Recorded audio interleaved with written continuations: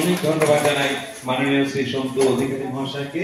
তার এই মূল্যবান উপদেশ আমরা মাথায় করে এই সুন্দর উপদেশের আলোকে আমরা বুঝলাম যে ফটোগ্রাফারি তার একটা নির্দিষ্ট বিষয় আছে, লাইন অফ থিঙ্কিং আছে। ধন্যবাদ স্যার। এখন মোবাইল ফোন আছে, আমরা যখন খুশি ছবি তুলতে পারি। ছবি তোলা মানেই তো আর চিত্রগ্রাহক হয়ে যাওয়া নয়। সুতরাং ফটোগ্রাফি করাটা একটা বিশেষ এক ধরনের শিল্প, যা আমাদের চারপাশে দৈনন্দিন জীবন হোক বা সিনারি হোক বা যে ধরনেরই যা আমার ব্রেনে কাজ করবে, তারপর আমি ক্লিক করব। কিন্তু কোনো ব্যাপার নেই, আমার যে মোবাইল আছে কি ক্যামেরা আছে। অনেক ধন্যবাদ জানাই মাননীয় শ্রী সন্তু অধিকারী মহাশয়কে। তার এই মূল্যবান উপদেশ আমরা মাথায় করে এই সুন্দর উপদেশের আলোকে আমরা বুঝলাম যে ফটোগ্রাফারি তার একটা নির্দিষ্ট বিষয় আছে, লাইন অফ থিঙ্কিং আছে। ধন্যবাদ স্যার, আপনার এই বক্তব্যে আলোকিত হোক আমাদের। ধন্যবাদ স্যার। সামনের দিকে সাইড, সামনের দিকে ম্যাম, সামনের দিকে একটু সাইড, সামনের দিকে ম্যাম।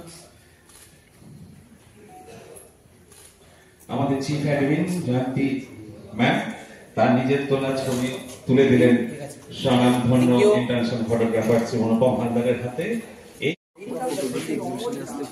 কারণ যারা সারা জীবনের জন্য ছবি তুলছে তাদের ছবিগুলো ডিসপ্লে করা হাতে এখন সবসময় মোবাইল ফোন থাকে। তো মোবাইল ফোনে খুব চমৎকার ছবি ওঠে, কিন্তু ক্যামেরা থাকা বা মোবাইল ফোনে ক্যামেরা থাকা মানেই তো সে ফটোগ্রাফার হয়ে গেল না। সুতরাং যারা এই কাজটার পেছনে চর্চা করে, দৈনন্দিন জীবনের ইমেজ হোক বা প্রাকৃতিক সৌন্দর্য হোক বা মানুষের মুখ হোক, সেটা তো তোলা এক রকমের শিল্প।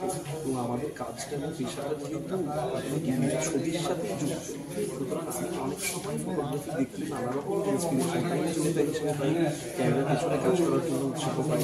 এবং সেই একটা স্পেশাল শেখা, ইমেজকে দেখতে শেখা বলতে যেরকম আমাদের নিমাই ঘোষের কথা, নিমাই ঘোষ যেরকম মুহূর্তগুলো ক্যাপচার করতে, স্টিল ইমেজের তো জীবন্ত হয়ে ওঠে স্টিল ইমেজ। সুতরাং লিভিং ইমেজে যে শুধুমাত্র একটা ছবি জীবন্ত হয়ে ওঠে তা তো নয়, আমরা বিখ্যাত ফটোগ্রাফার ইমেজের মধ্যে দেখে কি প্রাণবন্ত হয় সেই ইমেজগুলো।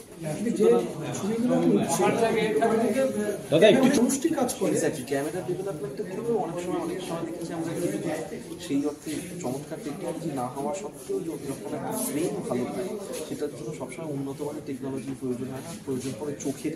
সুতরাং সেই জন্য একটা ফটোগ্রাফি এক্সিবিশনে আসা, কারণ সেখানে সেই বাছাই করে করে সেই সমস্ত ছবিগুলোই আসে যে আমরা দৈনন্দিন ফেসবুকে এত ইমেজ সারাক্ষণ দেখি, কিছুই আর মনে রিটেন করে, আমরা ইমেজের একটা স্যাচুরেশনে চলে গেছি।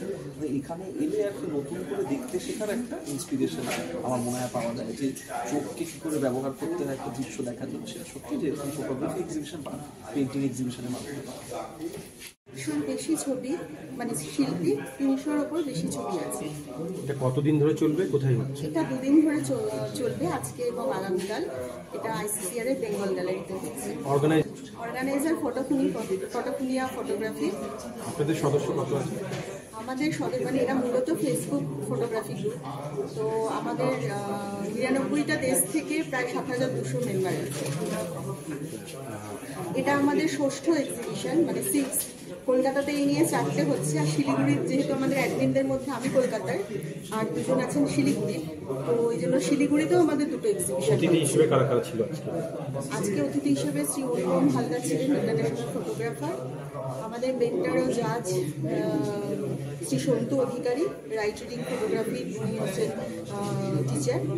আর ন্যাশনাল অ্যাওয়ার্ড পাওয়া মানে কনিষ্ঠতম অভিনেতা ঋদ্ধি সেন, তাকে আমাদের মধ্যে পেয়েছিলেন।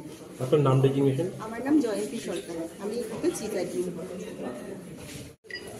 আমাদেরকে বড়দিনের শুভেচ্ছা জানাই। আজকে দেখা হলো, প্রচুর বিজি শিডিউলের মধ্যে আজকে এসেছি, কারণ ফটোগ্রাফিটা তো আমার নেশা।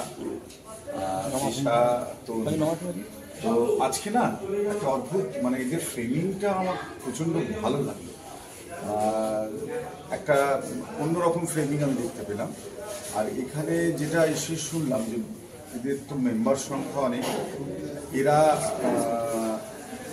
মানে একটা ভিন্ন ভিন্ন জায়গায় থেকেও একত্রিত হয়েছে ফটোগ্রাফি শিল্পটাকে বা ভালো লাগাটাকে এক প্ল্যাটফর্মে নিয়ে আসা। আজকে আইকনিকের ডাকে আমি যে আসলাম, তো সেটাই এত বড় যে একটা পাওনা আমার হবে সেটা বুঝতে পারিনি, কারণ বেশ কিছু ফটো কিন্তু আমার মানে মনটা কেড়েছে। আমি দেখেছি ওপেনিং হওয়ার আগে একটু এক ঝলক একটা পোর্শন দেখে আমার বেশ কিছু ফটো ভালো লেগেছে। এই চর্চাটা একটা বড় প্ল্যাটফর্ম এদের, যে এরা সারা বিশ্বে এদের মেম্বার রয়েছে, 7,500-এর উপর এদের মেম্বার। তো এরকম একটা প্ল্যাটফর্ম যে দুদিন মাত্র করছে সেটা একটা অবাকই লাগলো। আরও বড় আকারে এদের হওয়া উচিত, এবং এদের ফ্রেমিংটা নিয়ে আমি বলেছি যে এরপরে একটু অন্য ফ্রেমিং চিন্তা করা, কিন্তু ফ্রেমিংয়ের কোয়ালিটি খুব ভালো লেগেছে আমার দেখে, আর অত্যন্ত সুন্দরভাবে এদের প্রদর্শিত হয়েছে, যেটা সব জায়গায় দেখা যায় না। প্রদর্শিত হতে গিয়ে একটু, কিন্তু এদের প্রদর্শিত হওয়ার যে বিন্যাসটা বেশ সুন্দর, খুব ভালো লাগলো।